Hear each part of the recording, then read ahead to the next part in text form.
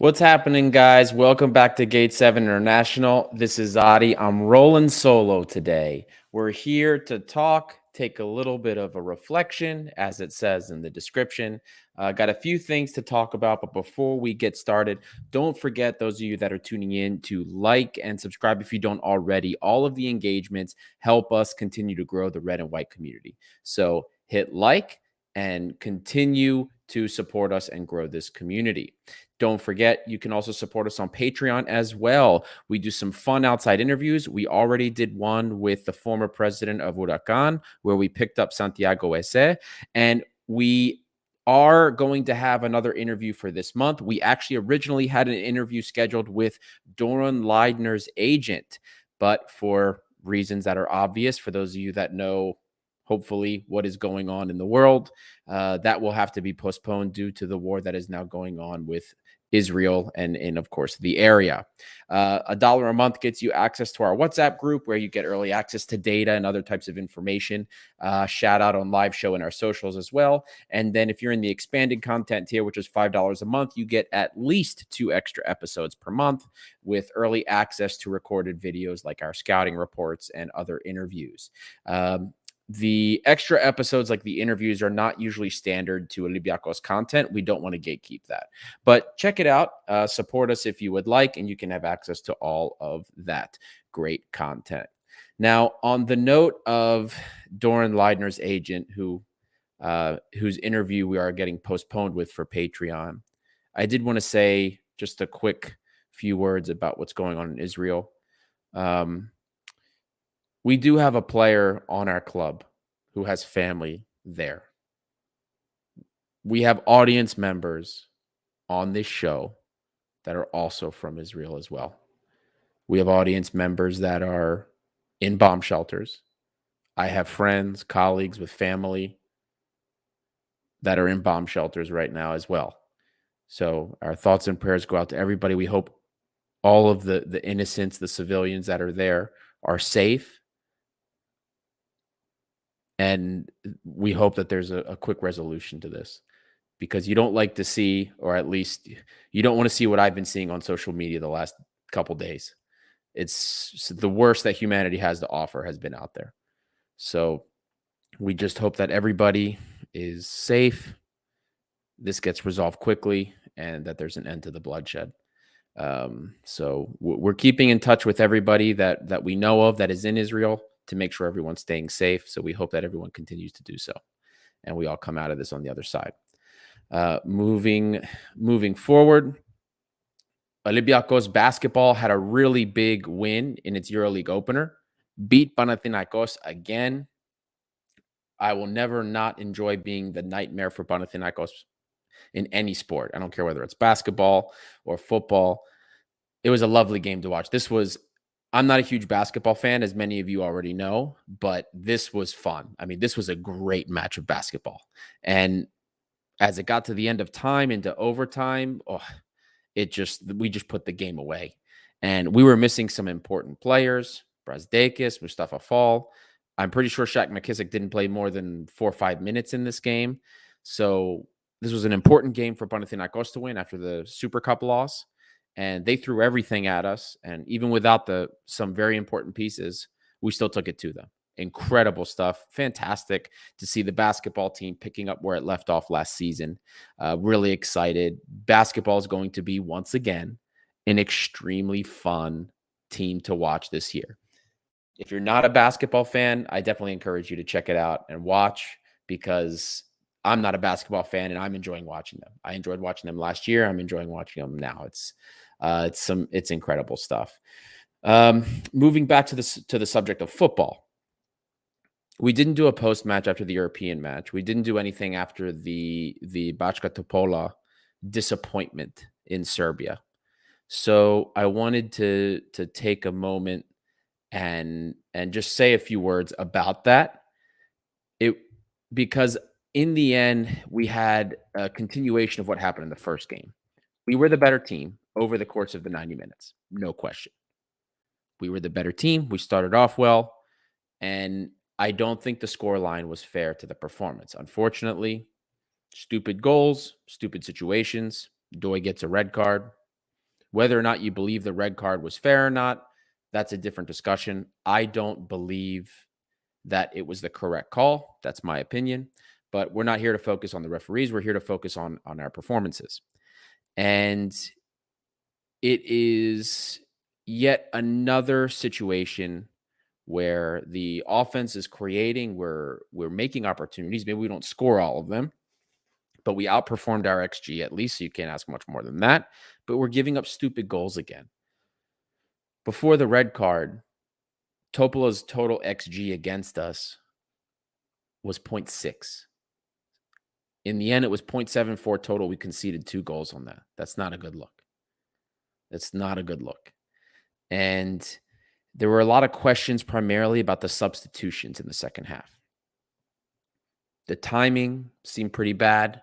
At least that was the agreement from most of the fans. A double sub when you're up 2-0, not a good look. Not necessarily something I would agree with. Not that I'm necessarily upset with the sub for Masuras, and I'll elaborate on that later. But the sub for Podence was not good. I mean, one of your best players on the field outside of Costas Fortunis, and you're taking him off right away. The guy seems like he can run for 90 minutes. He needs to be on the field. I know a lot of people were upset with the Masura sub because of how he was tracking back and covering on the defense. But I'm going to tell you guys, Masuras did not have much positive going on in that game besides the goal that he scored. Take away the goal, and he did not do much. He didn't win any duels, or I think he maybe won 1 out of about 7. I can pull the stats up and double check myself on that. But overall, it was not a great game from him. Sure, he's getting back. He's covering on defense. Maybe not well. He's doing it, though. That being said, I think if you're going to make a sub in that situation, you either take just Masuras off, you leave Podence on, you bring on Sobakin, who I thought was holding up the ball pretty well when he did come on, or you take off Madi. Madi was having I don't know where his head is sometimes. He was not having a great game.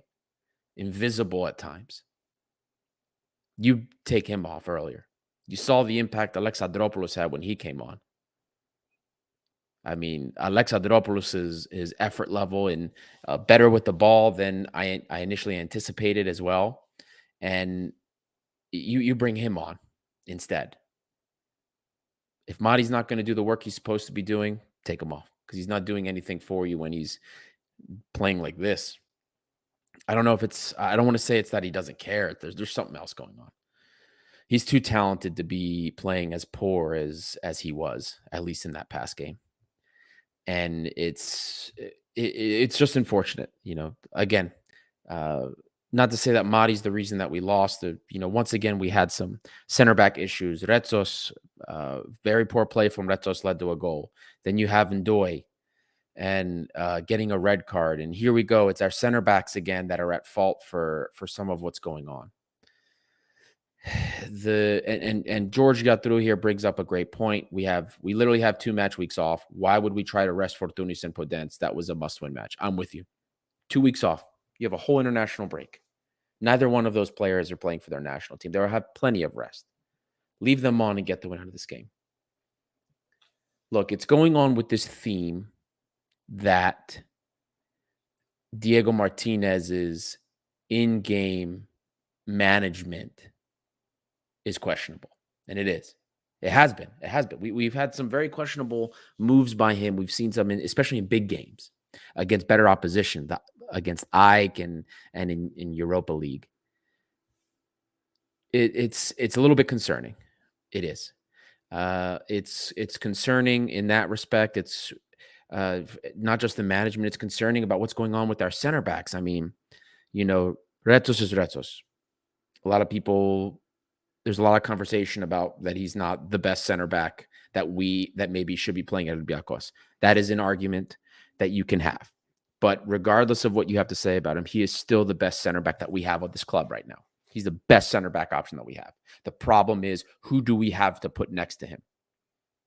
Freire has already proved that he's not it. But then the problem is, Ndoye is not turning out to be a better option either. Ndoye is having opportunity after opportunity after opportunity to try and prove himself and take that position, take that number 2 role. He's not doing it. Then there's Porozo. Porozo hasn't exactly made us feel secure when he's on either. Not good. Not good. And if you believe the rumors, club's already looking to see who they're going to be bringing in the winter as center back. I mean, that's what we need to do. I mean, the question is, can we hold on until then? Can we hold on until the winter? Are we going to be in European competition by the time winter rolls around to get the center back? We have Biancone who can play center back. He played for the B team to get some reps. He played against Galicia. Who knows? He's not in the European list anyway. That's not like that can help us.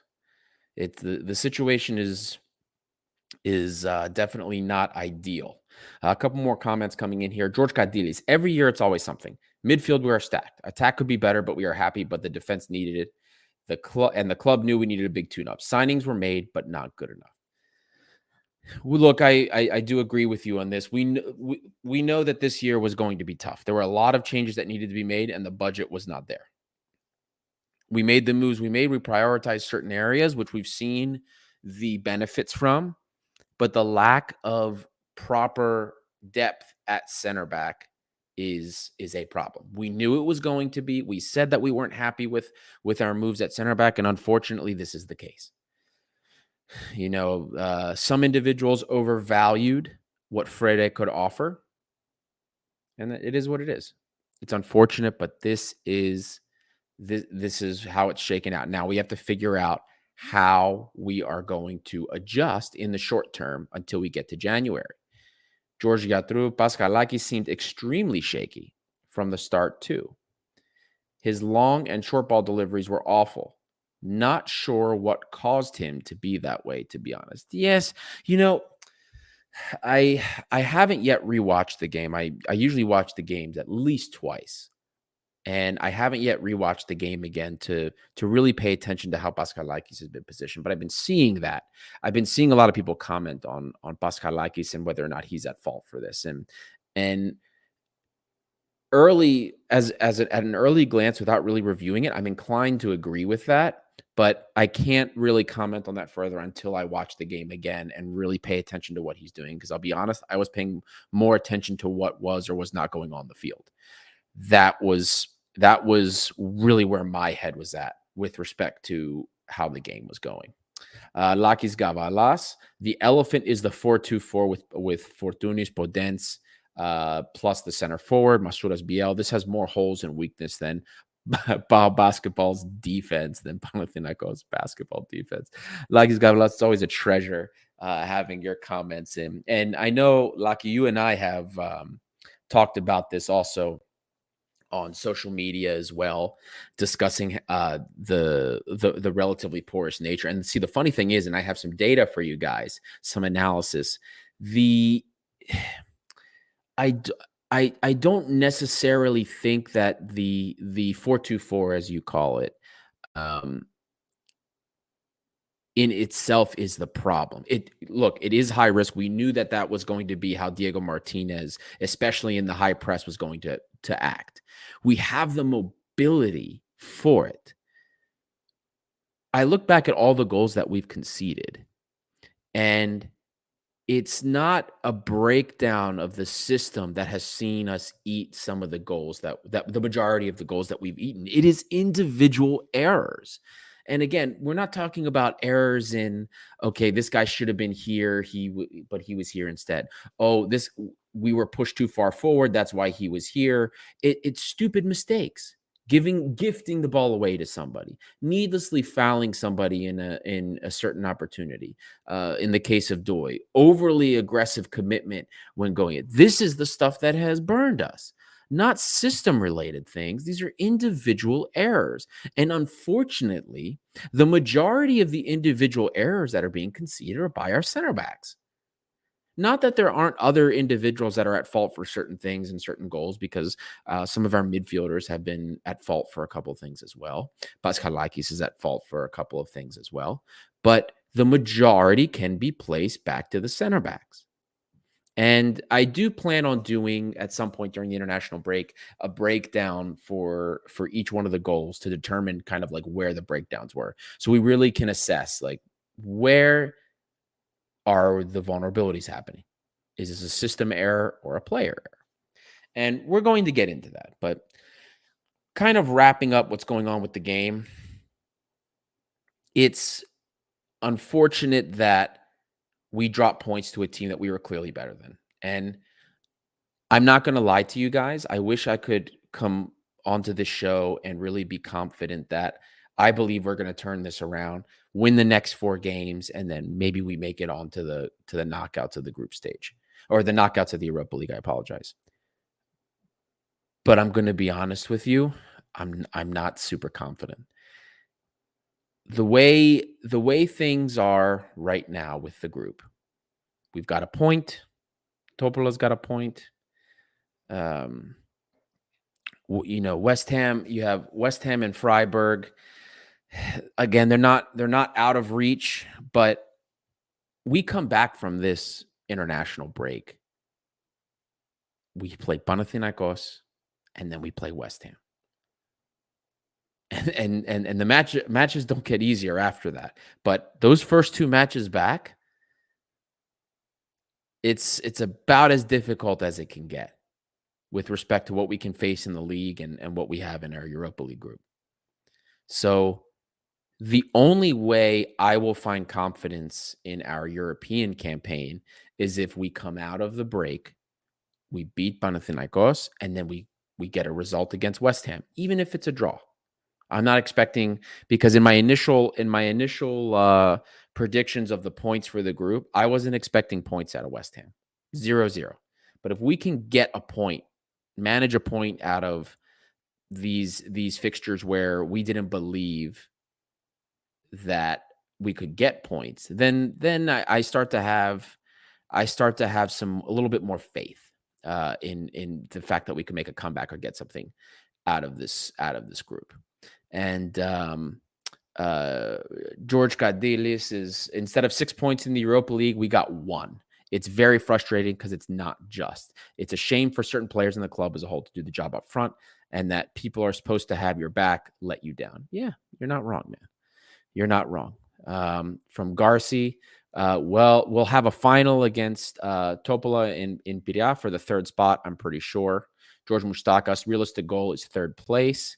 Andreas Mitzis, almost in some matches, the Basise duo was missing this season for Olympiakos, especially in Europe.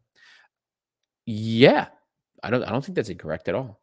I mean, looking at what we have now, I mean, I would honestly, a Retsos Cisse pairing, I think, is probably something that's missing. Not that Cisse doesn't have his ability to mess up, which early on with us he did. He could mess up a lot. But latter days Cisse, before the issue with the fans, I think next to Retsos would have been a better pairing than at least what we've seen so far from our current options. But again, that's a different discussion altogether. The point of this show, one of the big themes of this show, is to sit back now and kind of look and reflect on what we've seen so far. The result of the game against Topola was not great, and it's unfortunate. We only got 1 point out of the first 2 games when we were the better team in both games. And we look at these disappointing performances, but then we look at how we've done in Greece, and we're going into the break. We're top of the table. Panathinaikos and AEK won today, but that puts Panathinaikos in 2nd place, 3 points behind us. So we're looking great. And if we can beat Panathinaikos coming out of the break, that just further propels us ahead in the league. But then that happiness that we are performing well in the Greek league to start gets kind of dampened by what's been going on in Europe. And it makes you wonder. Laki Gavala brought up the 4-2-4 system. People have brought up some individual players. Is it the players or is it the system? Well, to fuel this conversation and to kind of give you guys some more information with which to make an opinion, a more educated opinion, I have some stats for you guys. So regarding this, so first we're going to look at some players. Now these are stats I put on social media earlier, but I wanted to take a look at the European standings, so the rankings for all of the Europa League, because we do have quality players on this roster, as we know. These are the XG leaders, top four players in the Europa League for XG, expected goals. Ayoub El is number 4, and he's in pretty good company. Joao Pedro from Brighton, you guys may know who that is. Darwin Nunez from Liverpool, a player that in the Premier League has some of the most opportunities in the penalty area, most touches in the penalty area compared to all other players in the league. And then I'm going to butcher this name, De Ketelaere from Atalanta. Atalanta is a very offensive team.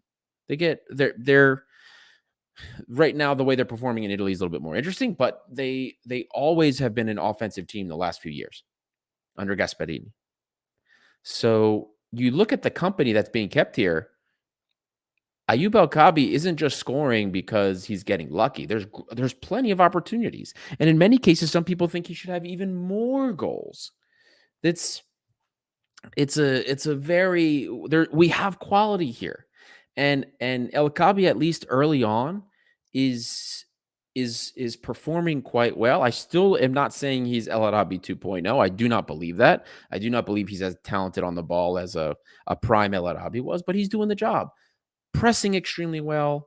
He presses like Guerrero, but actually scores goals, which is important for us. I told you guys this guy is going to be at least a 10-goal striker a season, and he's going to hit that probably before the mid-season break. Next up, we have our expected assist leaders.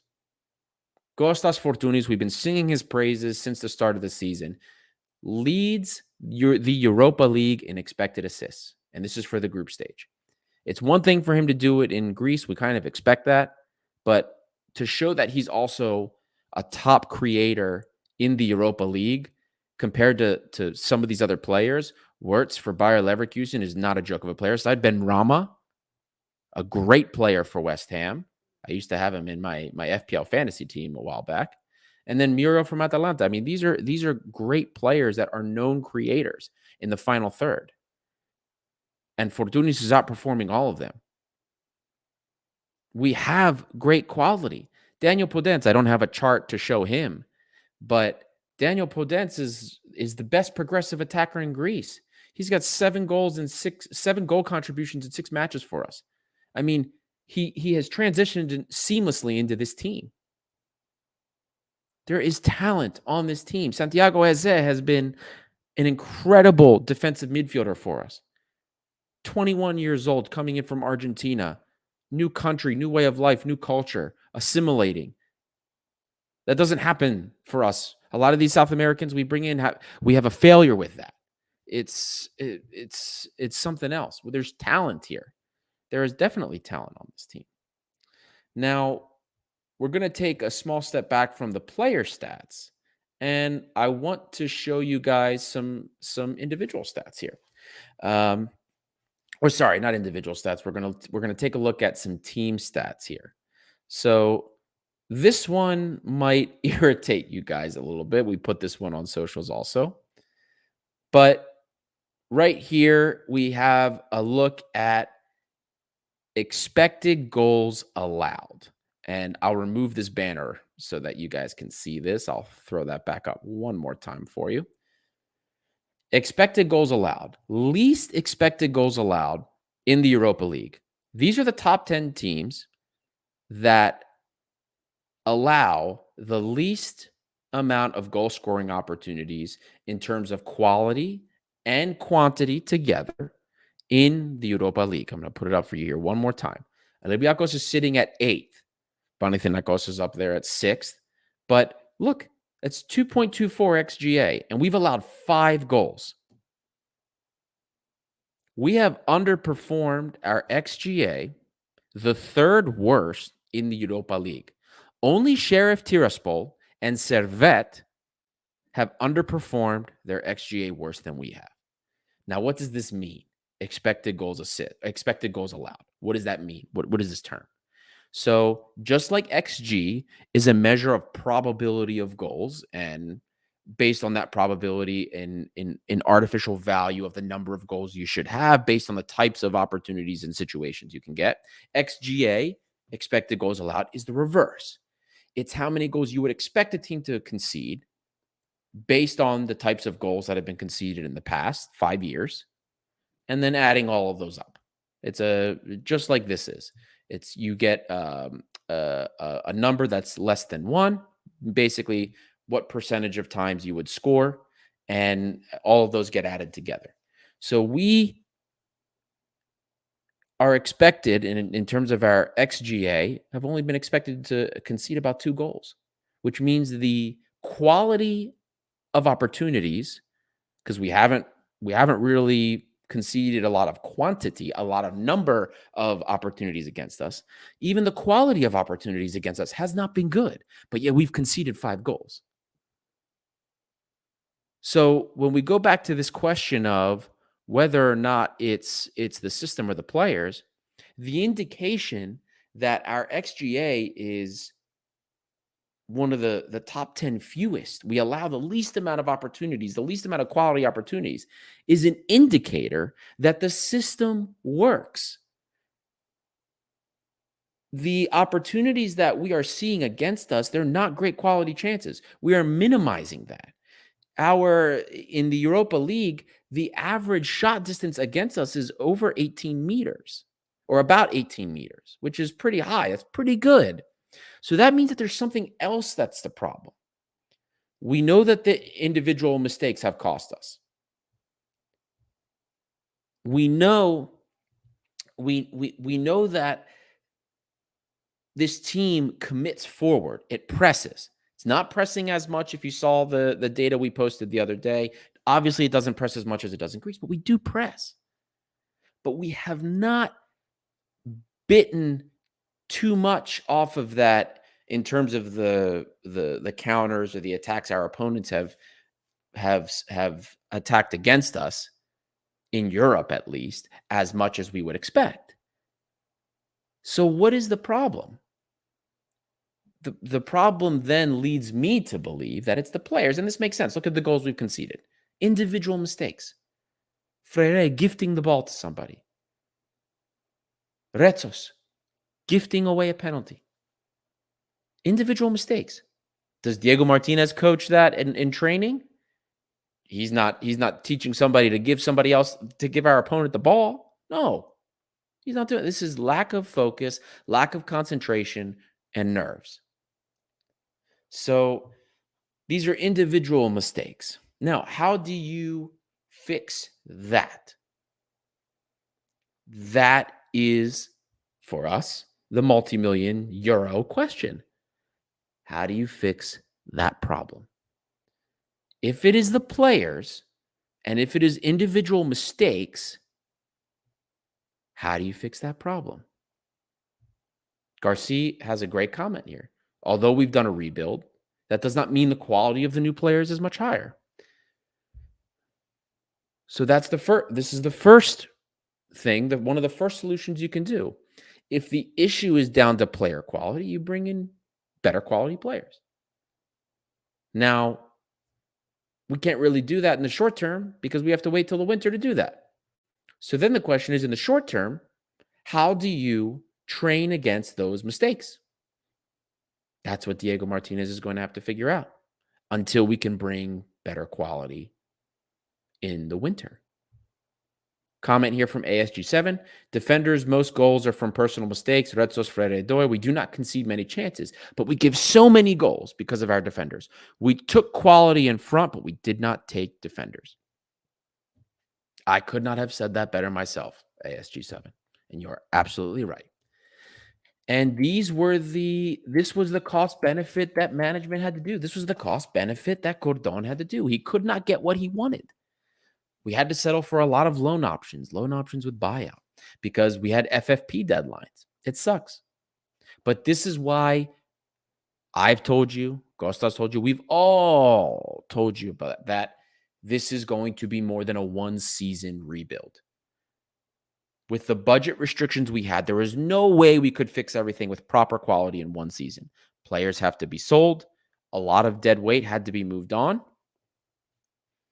And the only way you can do that is you have to be able to sell players, but you can't sell players if you're not producing a good product because nobody wants to buy something from a trash heap. We were a trash heap last season. What team wants to come in and pay for players that you have? Oh, maybe they want to come pillage your players, but not going to pay you great money for it. We were so fortunate we got the money we did from Oleg Rebchuk. €1 million from Kane. I mean, we got our money back basically from Onyekuru. That doesn't happen. Excuse me, guys. Sorry, when you're talking up here by yourself for 30, 40 minutes, you start to get a little bit of a dry mouth. I do apologize for that. But this is the situation. This is the scenario. And now some of you may have questions about whether or not, okay, so defensively maybe we are conceding more than we should be. Individual errors. But what about offensively? A lot of you have aired your complaints to me offensively. We don't finish our opportunities. We're very wasteful with our opportunities, and that may be true. But guess what, guys? The fact of the matter is, we are outperforming our XG, which is interesting to think about because we've scored 4 goals. Well, I guess technically we are just barely underperforming. You can see right here, this is the top 10 expected goals that we have in the Europa League so far. This is the top 10 teams in the Europa League across all of the groups. And look at that. We're in the top 10. We're producing more chances than the majority of the other teams in Europa League. Ike is up there ahead of us, sure. West Ham is there. Rennes is there.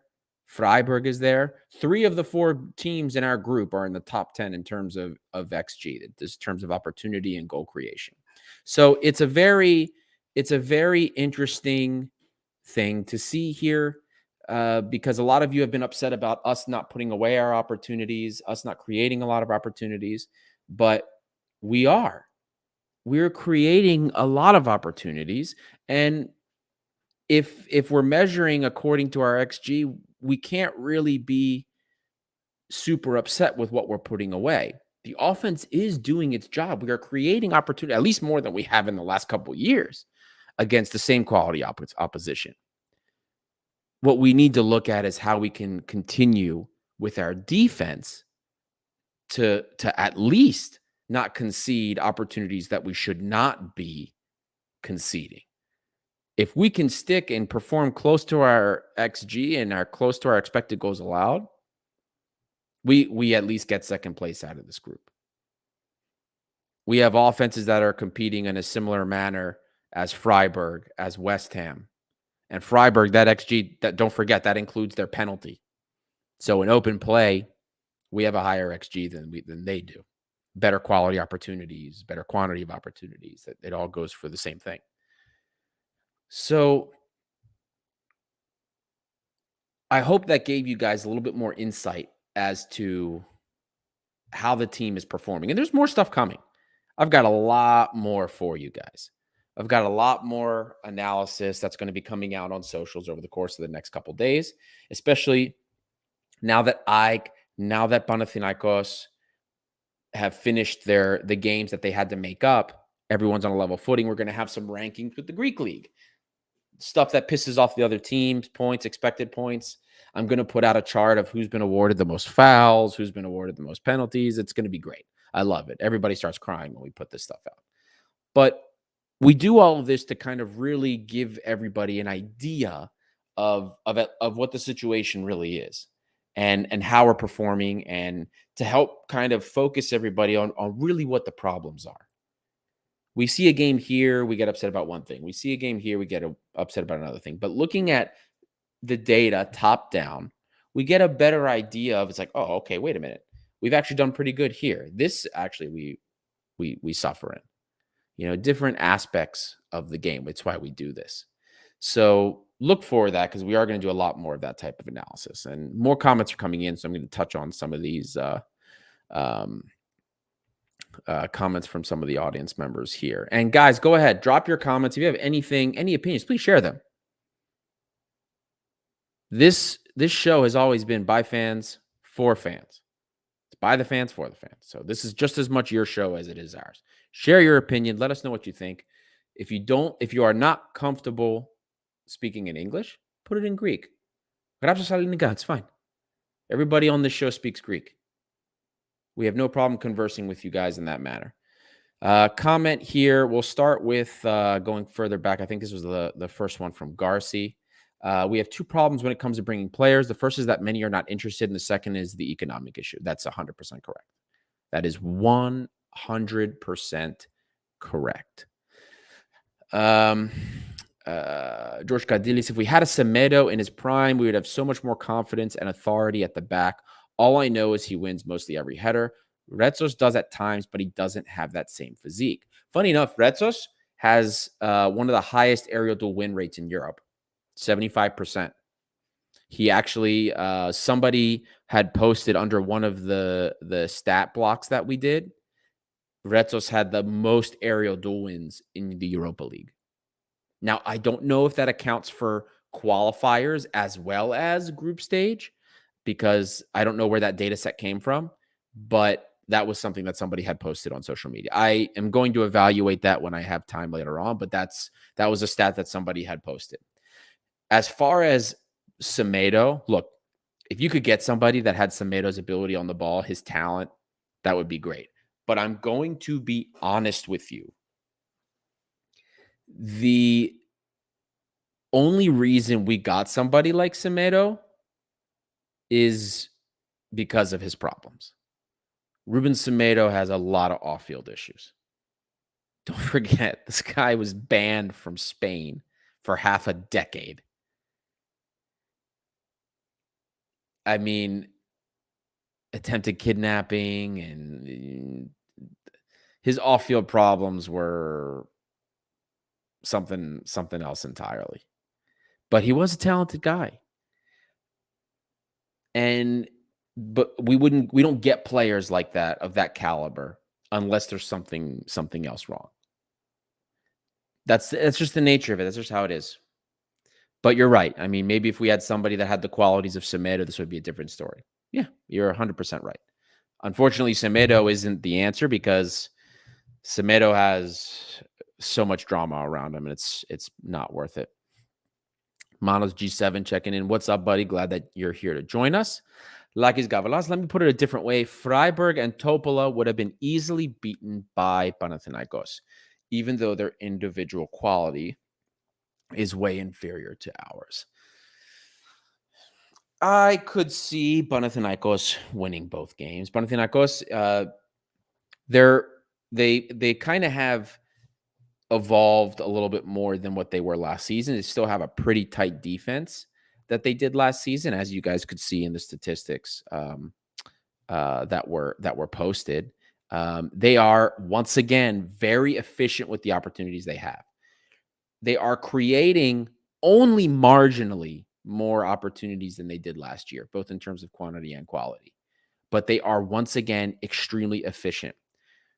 My argument for that would be, just as it happened to them last year, you cannot sustain a run in the season on efficiency alone. You have to create opportunities if you are going to win league, because this happened with Panathinaikos last season. Panathinaikos last season, the first half of the season, yes, they had penalties, and that's, a conversation for another time, but they had 40% on target efficiency. 40% shot efficiency. So 40% of the shots they took were on target. That was the highest in the league. But then the problem came in the second half of the season. They weren't creating more opportunities, but they became less efficient. They went from having the highest shot efficiency in the league to the lowest shot efficiency in the league. Instead of 40% on target, it was 20% on target. Then we saw them suffer. They had a 12-point lead They had a 12-point lead in the league, and they lost it, and they ended up losing the league to Ike. At one point, we had a shot. We had a title shot before we bottled it. So Panathinaikos may be more efficient. They definitely don't play a better brand of football than we do, but they have a very tight defense, and they have been very efficient with their opportunities. But that, for me at least, is not sustainable.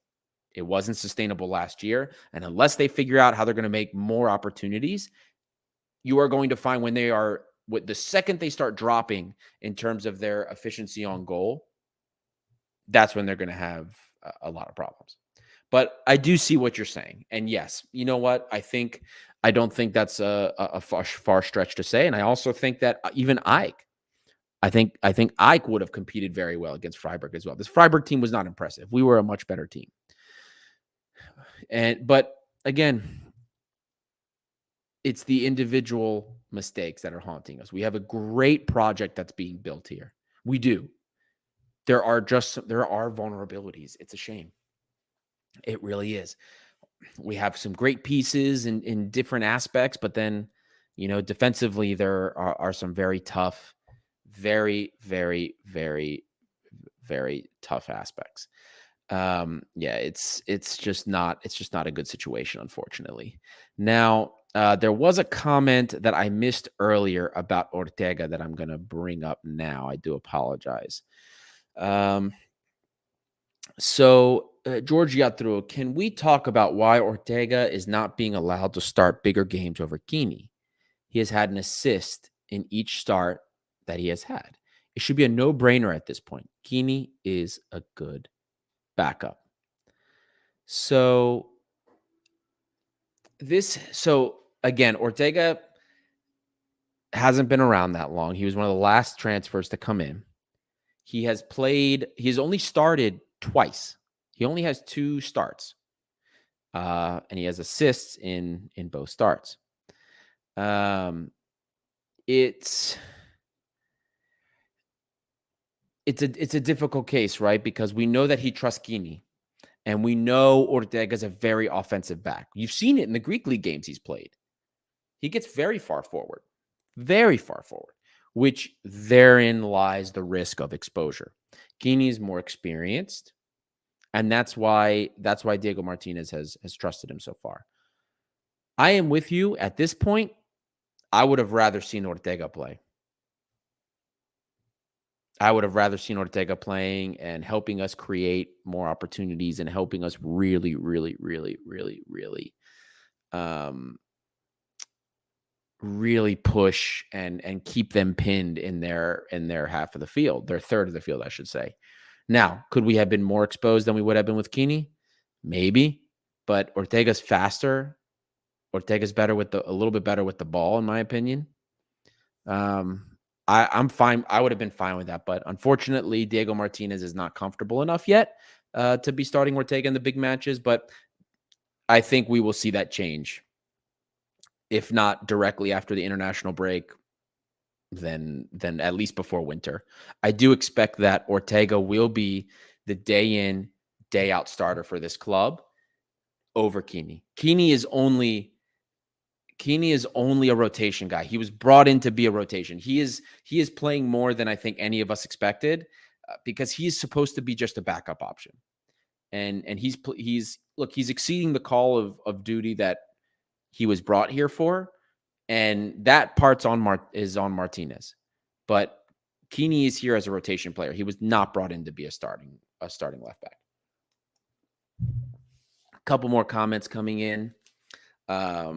Seeing Greek teams doing great in Europe makes me think of a difficult fight to win. Yeah, I mean, it also sucks to see all the Greek teams at the top of their groups, and here we are tied for the bottom. It's not good. See a comment here. I'll just translate. I believe we have a problem with our tactical fouls. See, that's a tough one because I mean, if we're just basing it off of last year, he's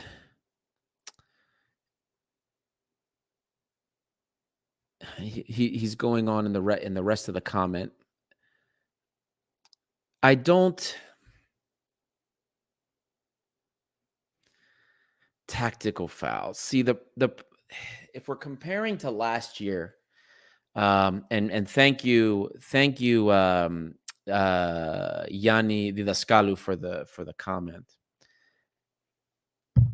See, you know, tactical foul. That's an interesting one because we used to talk about a lot last season how our players were not great with that, frustrating other fouling our opponents in a manner that would either a frustrate them or stop them from at least progressing against them. So we talked about it a lot. The lack of aggression, that fighter's mentality. It was just absent last season. But this season, we have seen a stark improvement on that. And we've seen a stark improvement, at least look at Costa. Look at Costa's Fortunis getting in the face, like jumping at the ref all the time with bad decisions, talking, getting in the faces of the opposition. He never did that stuff. When Ibora's in, Ibora's always there. All of our players, they're just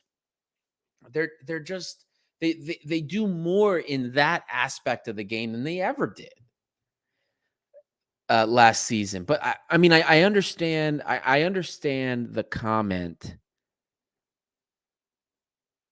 Um, I do understand. I do understand where the comment's coming from, especially as he continues on because he talks about um you know, allowing the opponents to come in and dribbling through the center, creating these opportunities against the defense. When they're doing that, you need to have a defender that makes those smart fouls to stop the progression, and that is a really really good point. But I that's not something I really. I'll be honest, that's not something I really ever looked at or compared season to season or really looked at to determine. I'm gonna have to. I have to do a little bit more research on that. Thank you so much. Again, Yanni de la Scala, because that is something that we should think about and that we should look at. Off the top of my head, it's I can't really think. I'm trying to think of cases where I thought we made a lot of great tactical fouls. I mean, last season we didn't do much of any of that, so it's kind of hard for me to compare. But it's an interesting, very interesting point with the tactical fouls. You had me a little bit stumped with that one. It was a good question. Very good comment, actually. Lucky Gavalas. Martinez is smart. He'll switch to a 5-3-2. We have the right wing backs. We need more cover in the center of defense, and we lack wingers. So Bakken won't last beyond January. Lakis Gavalas, ever the optimist. Ever the optimist. I think so. I think Sobakin will be here past January. I don't know if we're gonna ever. I don't know if at this point if we'll activate the buyout, but he does have something that our other wingers don't have. You've seen it. He has no problem dribbling on players from the outside, even getting wide. Unfortunately, he doesn't seem to be like the tactical fit yet, but I have a little bit more hope for him than that. I think Sobakin will at least play a role this season. The three center back part is interesting. 5-3-2. I mean, for the first time, we now have two extremely offensive wing backs, so it could work. But the problem is, with three center backs, you're gonna trust Retos Freire Doi back there, or are you gonna want Ibora playing as the midfielder that drops into the center back? Hezem, maybe? I don't know. I'm not comfortable with that. You need to have a lot of good center backs to be able to do something like that, and I'm not comfortable at all.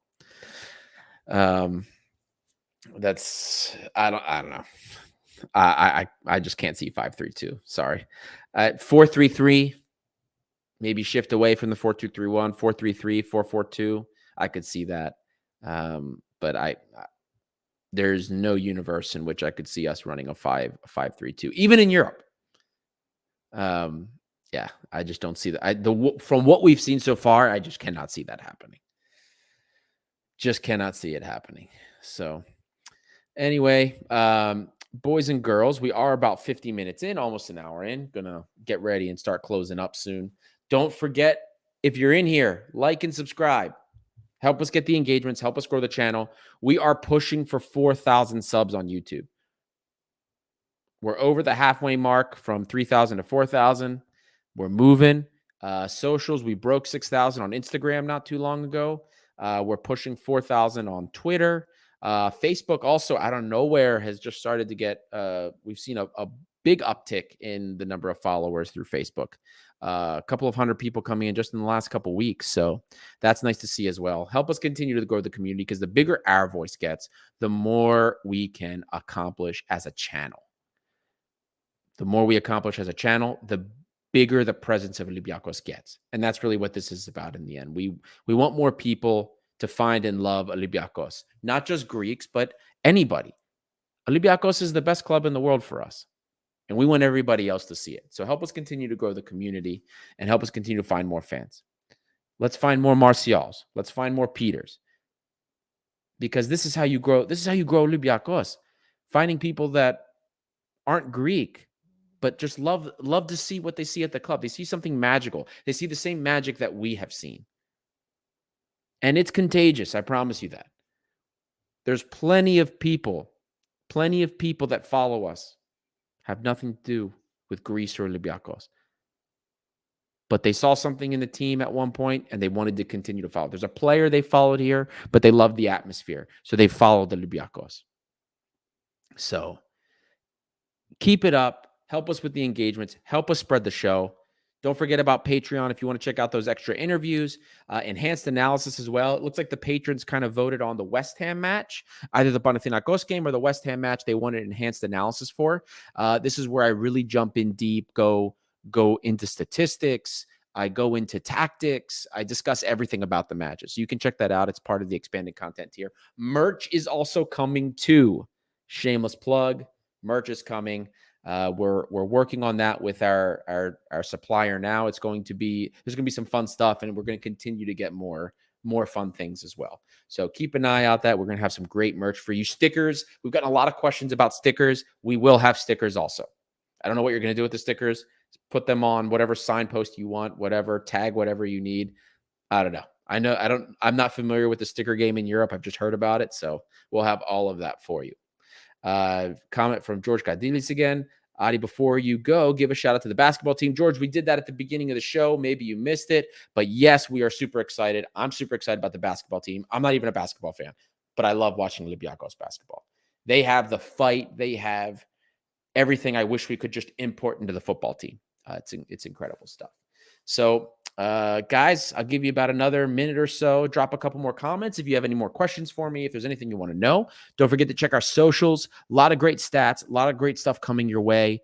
The analysis that we do here is completely different than just about anything you find in Greece, even from the likes of Sport24 with Themis Kesaris and Vasilis Sabrakos, both who are journalists that I respect very highly. But the stuff that we do, the stuff that I do here as well, it's completely different. You guys have seen it. Radar charts, nobody in Greece does that. The percentile comparisons, nobody in Greece does that. Everything we do, mapping tactics and player positions, nobody in Greece does that. You only find that here at Gate 7 International. So check that out. Don't forget to follow us on socials and ask me questions. I get lots of DMs from you guys, and I love it.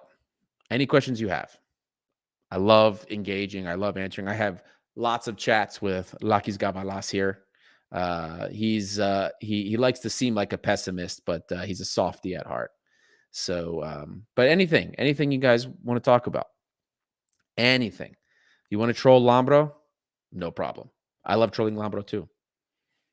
I sign Lambro up for every clothing ambassadorship that gets offered to us. They reach out to us on Instagram saying that they want us to be ambassadors for like the weirdest looking sunglasses or even children's clothes. I signed Lambro up for children's clothes. Haven't gotten anything yet with that ambassadorship, but whatever you guys want to chat about. Ramon, Lambro, I'll talk to you guys about Ramon all day long. Funny story about that, actually.